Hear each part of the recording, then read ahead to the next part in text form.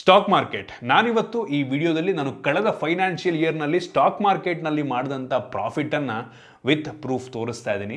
Verified P&Lನೇ ತೋರಿಸ್ತೀನಿ ಆಯಿತಾ.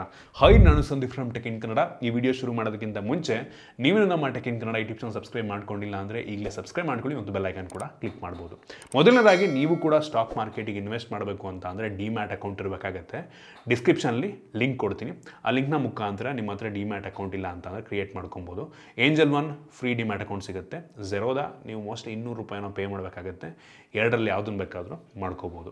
ಮೊದಲನೇದಾಗಿ ನಾನು ಕಳೆದ ಫೈನಾನ್ಷಿಯಲ್ ಇಯರ್ನಲ್ಲಿ ಎಷ್ಟು ಪ್ರಾಫಿಟ್ ಮಾಡಿದೆ ಅಂತ ಇದು ಡೈರೆಕ್ಟಾಗಿ ತೋರಿಸ್ಬಿಡ್ತೀನಿ ಆಯಿತಾ. ನೀವೇನು ನೋಡ್ತಾ ಇದ್ದೀರಾ, ಇದು ನನ್ನ ಕಳೆದ ಫೈನಾನ್ಷಿಯಲ್ ಇಯರಿಂದು P&L. ಸೊ ನೀವು ನೋಡ್ತಿರೋ ಹಾಗೆ ಕಳೆದ ಫೈನಾನ್ಷಿಯಲ್ ಇಯರ್ನಲ್ಲಿ ನಂದು ರಿಯಲೈಸ್ಡ್ P&L ಪ್ರಾಫಿಟ್ಟು 9,13,000 ಆಯಿತಾ. ಇದರಲ್ಲಿ ಚಾರ್ಜಸ್ಸು ಟ್ಯಾಕ್ಸಸ್ ಎಲ್ಲ ಎಷ್ಟಾಗಿದೆ ಎಲ್ಲದನ್ನು ನೋಡ್ತಾ ಇದ್ದೀರಾ. ಸೊ ಅದನ್ನೆಲ್ಲ ಕಳೆದು ನೆಟ್ ರಿಯಲೈಸ್ಡ್ P&L 8,93,000 ರೂಪಾಯಿ. ಅನ್ರಿಯಲೈಸ್ಡ್ ಅಂದರೆ ಈ ರಿಯಲೈಸ್ಡ್ ಅಂದರೆ ನಾನು ಪ್ರಾಫಿಟನ್ನು ಬುಕ್ ಮಾಡಿರೋದು, ಸೇಲ್ ಮಾಡಿಬಿಟ್ಟು ನನಗೆ ಪ್ರಾಫಿಟ್ ಆಗಿರೋದು. ಸೊ ಅನ್ರಿಯಲೈಸ್ಡ್ ಅಂತ ಅಂದರೆ ನಿಮಗೆ ಸ್ಟಿಲ್ ನಾನು ಹೋಲ್ಡ್ ಮಾಡ್ತಾ ಇದ್ದೀನಿ ಒಂದು ಪ್ರಾಫಿಟನ್ನು. ಸೊ ಅದು ಅನ್ರಿಯಲೈಸ್ಡ್, ಅದನ್ನು ನಾನು ಇನ್ನೂ ಸೆಲ್ ಮಾಡಿಲ್ಲ ಅಂತ. ಸೊ ಇದು ನಂದು ಕಳೆದ ವರ್ಷದ ರಿಪೋರ್ಟು. ನಂದು ಟ್ಯಾಕ್ಸ್ P&Lನು ತೋರಿಸ್ಬಿಡ್ತೀನಿ ಆಯಿತಾ. ನಾನು ಈ ಸಲ ಎಷ್ಟು ಟ್ಯಾಕ್ಸ್ ಕಟ್ಟಬೇಕು ಅಂತ. So short term capital gain 6,25,000 ಇದೆ. ಲಾಂಗ್ ಟರ್ಮು 2,88,000 ಇದೆ. ಸೊ ನಾನು ಈ ವರ್ಷ ಟ್ಯಾಕ್ಸ್ ಕಟ್ಟಬೇಕಾದ್ರೆ ಈ 6 ಲಕ್ಷಕ್ಕೆ 15% ಫ್ಲ್ಯಾಟ್ 15% ಟ್ಯಾಕ್ಸ್ ಕಟ್ಟಬೇಕು ನಾನು. ಅಂದರೆ 1 ಲಕ್ಷ ಇದ್ದರೆ ಗೌರ್ಮೆಂಟಿಗೆ 15,000 ಕೊಡಬೇಕು ನಾನು. ಸೊ 6 ಲಕ್ಷಕ್ಕೆ ಅಪ್ರಾಕ್ಸಿಮೇಟ್ಲಿ ಮೋಸ್ಟ್ಲಿ 90,000ದಿಂದ 1 ಲಕ್ಷ ರೂಪಾಯಿ ನಾನು ಇದಕ್ಕೆ ಶಾರ್ಟ್ ಟರ್ಮ್ ಕ್ಯಾಪಿಟಲ್ಗೆ ಟ್ಯಾಕ್ಸ್ ಕಟ್ಟಬೇಕು. ಲಾಂಗ್ ಟರ್ಮಿಗೆ 10% ಫ್ಲ್ಯಾಟು. ಸೊ 2,88,000 ಇದೆ. ಸೊ ಹತ್ತತ್ರ 28,000-29,000 ರೂಪಾಯಿ ಫ್ಲ್ಯಾಟ್ ಟ್ಯಾಕ್ಸ್ ನಾನು ಇದಕ್ಕೆ ಕಟ್ಟಬೇಕಾಗತ್ತೆ. ಇದು ನಂದು ಬರೀ ಸ್ಟಾಕ್ ಮಾರ್ಕೆಟಲ್ಲಿ ನನಗೆ ಕಳೆದ ಫೈನಾನ್ಷಿಯಲ್ ಇಯರ್ನಲ್ಲಿ ಆಗಿರುವಂಥ ಪ್ರಾಫಿಟ್. ಇದರಲ್ಲಿ ಯಾವುದೇ ಮ್ಯೂಚುವಲ್ ಫಂಡ್ ಇಲ್ಲ. ಮ್ಯೂಚುವಲ್ ಫಂಡಿಗೆ ನನ್ನ ಬೇರೆ ಅಕೌಂಟ್ ಇದೆ, ಗ್ರೋನಲ್ಲಿ ಇನ್ವೆಸ್ಟ್ ಮಾಡೋದು ನಾನು. ಸೊ ಅದೇನು ಜಾಸ್ತಿ ಇಲ್ಲ. Long term short term mostly 1 lakh ಇರ್ಬೋದೇನೋ. ಅದರಲ್ಲೇ ನಾನು ಪ್ರಾಫಿಟ್ ಬುಕ್ ಮಾಡಿಲ್ಲ. ಅದರಿಂದ ಕ್ಯಾಪಿಟಲ್ಗೇನು ಜಾಸ್ತಿ ಮಾಡೋಂಗಿಲ್ಲ. ಬಟ್ ಅದಕ್ಕೂ ಅಷ್ಟೇ, ಅದಕ್ಕೂ ಸೇಮ್ ಇದೇ ಥರ ಶಾರ್ಟ್ ಟರ್ಮಿಗೆ 15%, ಲಾಂಗ್ ಟರ್ಮಿಗೆ 10% ಕಟ್ಟಲೇಬೇಕು ನಾವು. ಸೊ ಇದು ನಂದು P&L ರಿಪೋರ್ಟು ಕಳೆದ ಫೈನಾನ್ಷಿಯಲ್ ಇಯರ್ದು. ಇದಕ್ಕೆ ನಿಮಗೆ ಪ್ರೂಫ್ ಬೇಕು ಅಂತ ಅಂದರೆ ಝೆರೋದಲ್ಲಿ ಆ್ಯಕ್ಚುಲಿ ವೆರಿಫೈಡ್ P&Lನ ಶೇರ್ ಮಾಡ್ಬೋದು. ನಾನು ಡಿಸ್ಕ್ರಿಪ್ಷನ್ ಲಿಂಕ್ ಕೊಡ್ತೀನಿ. ಇದು ನಾನು ಕಳೆದ ಫೈನಾನ್ಷಿಯಲ್ ಇಯರ್ದನ್ನು ನಾನು ಶೇರ್ ಮಾಡೋಕ್ಕಾಗಲ್ಲ. ಕಳೆದ 360 ದಿನದ್ದು ನಾನು P&L ರಿಪೋರ್ಟ್ನ ಶೇರ್ ಮಾಡ್ಬೋದು. ಸೊ ಅದನ್ನು ನಾನು ನಿಮ್ಗೆ ಶೇರ್ ಮಾಡ್ತೀನಿ. ನಾನೇನೋ ಸುಳ್ಳು ಹೇಳ್ತಾ ಇದ್ದೀನಿ ಅಂತ ನೀವು ತುಂಬ ಜನ ಅಂದ್ಕೊಂಡ್ರೆ ಈ ಒಂದು P&L ರಿಪೋರ್ಟ್ನ ನೀವು ನೋಡ್ಬೋದು. ಲಿಂಕ್ ಕೊಡ್ತೀನಿ. ಆ ಲಿಂಕನ್ನು ಕ್ಲಿಕ್ ಮಾಡಿದ್ರೆ ಝೆರೋದ ಅಕೌಂಟಲ್ಲಿ ನಂದು P&L ರಿಪೋರ್ಟನ್ನು ನೀವು ನೋಡ್ಬೋದು ಆ ಥರ. ಸೊ ಇದರಲ್ಲಿ ಜಸ್ಟ್ ನಾನು ಪ್ರಾಫಿಟ್ ಎಷ್ಟು ಅಂತ ತೋರಿಸುತ್ತೆ. ಸೊ ಕಳೆದ 360 ದಿನದ್ದು ಅಂದರೆ ಲಾಸ್ಟ್ ಫೈನಾನ್ಷಿಯಲ್ ಇಯರ್ದಾಗಲ್ಲ, ಹೋದ ವರ್ಷ ಜೂನಿಂದ ಈ ವರ್ಷ ಮೇ ತನಕ ಇದೆ.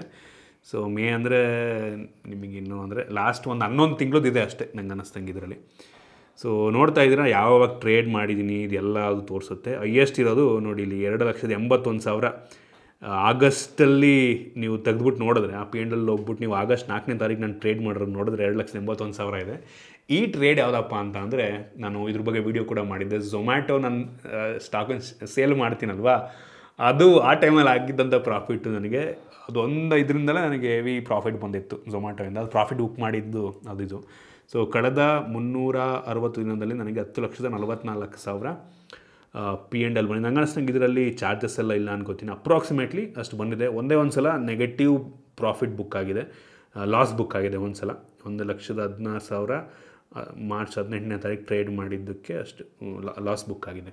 ಸೊ ನೀವೇನು ನಾನೇನು ನಿಮಗೆ ತೋರಿಸ್ತಾ ಇದ್ದೀನಿ, ನಾನು ಪ್ರತಿದಿನ ಕೂತ್ಕೊಂಡ್ಬಿಟ್ಟು ನಾನು ಟ್ರೇಡ್ ಮಾಡೋದಕ್ಕೆ ಹೋಗಲ್ಲ. ಪ್ರತಿದಿನ ನಾನು ನೋಡೋದೇ ಕಡಿಮೆ. ವಾರಕ್ಕೊಂದ್ಸಲನೋ 15 ದಿನಕ್ಕೊಂದ್ಸಲನೋ ಅಥವಾ ನನಗೆ ಯಾವಾಗ ರೀಬ್ಯಾಲೆನ್ಸ್ ಬರುತ್ತೆ ಆ ಟೈಮಲ್ಲಿ ನಾನು ಈ ಸ್ಟಾಕ್ ಮಾರ್ಕೆಟ್ ಓಪನ್ ಮಾಡ್ತೀನಿ ಹೊರತು ದಿನಾ ಕೂತ್ಕೊಂಡು ನಾನು ಟ್ರೇಡ್ ಮಾಡಿಲ್ಲ ಇದರಲ್ಲಿ ಆಯಿತಾ. ನಾನು ದಿನ ಕೂತ್ಕೊಂಡು ಟ್ರೇಡ್ ಮಾಡಿಲ್ಲ. ನನಗೆ ಆ ಒಂದು ತಲೆನೋವು ಆಗಲ್ಲ. ದಿನಾ ಕೂತ್ಕೊಂಡು ಸ್ಟಾಕು ಮೇಲಕ್ಕೆ ಹೋಗೋದು ಕೆಳಕ್ಕೆ ಹೋಗೋದು, ಗ್ಯಾಮ್ಲಿಂಗ್ ಥರ ಫುಲ್ಲು ದುಡ್ಡು ಹಾಕು ಕಳ್ಕೋ ಅಥವಾ ಗೇನ್ ಮಾಡು, ಆ ಥರ ಮೈಂಡ್ಸೆಟ್ ನಂದಿಲ್ಲ. ಇನ್ವೆಸ್ಟ್ ಮಾಡಿಬಿಡು, ನಾನು ಪರ್ಸನಲಿ ನಾನೇ ರಿಸರ್ಚ್ ಮಾಡ್ಬಿಟ್ಟು ಮಾಡಲ್ಲ. ಸೊ ನನಗೆ ಏನು ಅಡ್ವೈಸರ್ ಇದ್ದಾರೆ. ಸೊ ಸ್ಮಾಲ್ ಕೇಸ್ ಯೂಸ್ ಮಾಡ್ತೀನಿ. ಸೊ ಅವ್ರ ಕಡೆಯಿಂದ ನಾನು ಇನ್ವೆಸ್ಟ್ ಮಾಡ್ತೀನಿ. ಅವ್ರು ಯಾವಾಗ ಈ ಸ್ಟಾಕನ್ನು ಸೇಲ್ ಮಾಡಿ ಇದನ್ನು ತೊಗೊಳ್ಳಿ ಅಂತ ಅಂತಾರೆ, ಅದು ತೊಗೋತೀನಿ. ಅವ್ರು ಹೇಳಿದ್ದನ್ನು ಸೇಲ್ ಮಾಡ್ತೀನಿ. ಸೊ ಆ ಥರ ಅದು ಅವ್ರು ಯಾವಾಗಲೂ ತಿಂಗಳಿಗೆ ಒಂದ್ಸಲ ವಾರಕ್ಕೆ ಒಂದ್ಸಲ ಅಪ್ಡೇಟ್ ಕೊಡ್ತಾರೆ. ಸೊ ಆ ಟೈಮಲ್ಲಿ ನಾನು ಮಾಡ್ತೀನಿ ಹೊರತು ದಿನ ಕೂತ್ಕೊಂಡು ನಾನು ನೋಡಲ್ಲ, ಆಯಿತಾ. ಸೊ ಅಷ್ಟು ಮಾಡಿ ಈ ಪ್ರಾಫಿಟ್ ಸಿಕ್ಕಿದೆ. ಸೊ ನನಗೆ ಖುಷಿ ಇದೆ, ಆಯಿತಾ. ಇನ್ನೂ ಕೆಲವು ಜನ 80 ಲಕ್ಷ 90 ಲಕ್ಷ ಕೋಟ್ಯಾಂತರ ರೂಪಾಯಿ ಒಂದು ವರ್ಷದಲ್ಲಿ ಸ್ಟಾಕ್ ಮಾರ್ಕೆಟಲ್ಲಿ ದುಡಿಯೋರಿದ್ದಾರೆ. ನಾನು ಅಷ್ಟು ಮಾಡ್ತಿಲ್ಲ. ನಾನು ಮಾಡಿದಿರೋ ಅಷ್ಟು ನಿಮಗೆ ವಿತ್ ಪ್ರೂಫ್ ತೋರಿಸಿದ್ದೀನಿ. ನೀವೇ ಲಿಂಕ್ ಕ್ಲಿಕ್ ಮಾಡಿಬಿಟ್ಟು ಝೆರೋದಾ ಇದರಲ್ಲೇ ನೋಡ್ಕೊಬೋದು, ಇದು ವೆರಿಫೈಡ್ P&L.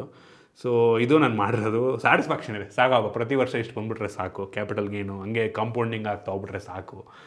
ಸೊ ಇದೊಂದು ಖುಷಿ ಇದೆ. ಏನಕ್ಕೆ ಅಂದರೆ ನಾನು ತಲೆ ಕೆಡಿಸ್ಕೊಳ್ದಂಗೆ ಬೇರೆಯವ್ರ ಅಡ್ವೈಸನ್ನು ನಂಬಿ ನಾನು ಪರ್ಚೇಸ್ ಮಾಡಿ ನಾನು ಇದು ಮಾಡಿರೋದಕ್ಕೆ ಇಷ್ಟು ಸಿಕ್ಕಿದೆ ನನಗೆ.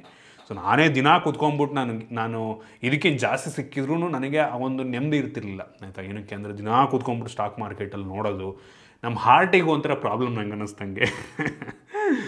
ಐ ಹೋಪ್ ನಿಮಗೆ ಇದರಿಂದ ಒಂದು ಮೋಟಿವೇಶನ್ ಸಿಕ್ಕಿದೆ ಅಂತ ಅನ್ಕೋತೀನಿ. ನಾನು ಹೇಳಿದೆ ಅಂತ ಅಥವಾ ನಾನು ಪ್ರಾಫಿಟ್ ನೋಡ್ಬಿಟ್ಟು ಯಾರು ಕೂಡ ಇನ್ವೆಸ್ಟ್ ಮಾಡೋಕ್ಕೆ ಹೋಗ್ಬಿಡಿ ಸ್ಟಾಕ್ ಮಾರ್ಕೆಟಲ್ಲಿ. ಗೊತ್ತಿಲ್ಲದೆ ಹೋಗ್ಬಿಟ್ಟು ಇನ್ವೆಸ್ಟ್ ಮಾಡೋಕ್ಕೆ ಹೋದ್ರಿ ಅಂದರೆ ದುಡ್ಡು ಕಳ್ಕೊತೀರ, ಆಯಿತಾ. ಫಸ್ಟು ರಿಸರ್ಚ್ ಮಾಡ್ಕೊಳ್ಳಿ, ಫಸ್ಟು ತಿಳ್ಕೊಳ್ಳಿ, ಆಯಿತಾ.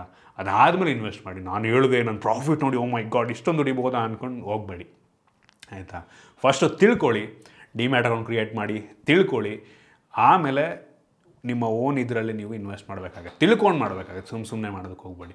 ಸ್ಟಾಕ್ ಮಾರ್ಕೆಟಲ್ಲಿ ಎಷ್ಟು ಜನ ದುಡ್ಡನ್ನು ದುಡಿತಾರೋ ಅಷ್ಟೇ ಅದಕ್ಕಿಂತ ಜಾಸ್ತಿ ಜನ ದುಡ್ಡು ಕಳ್ಕೋತಾರೆ. ಪ್ರಾಫಿಟ್ ಮಾಡೋರು ತುಂಬ ಕಡಿಮೆ ಜನ.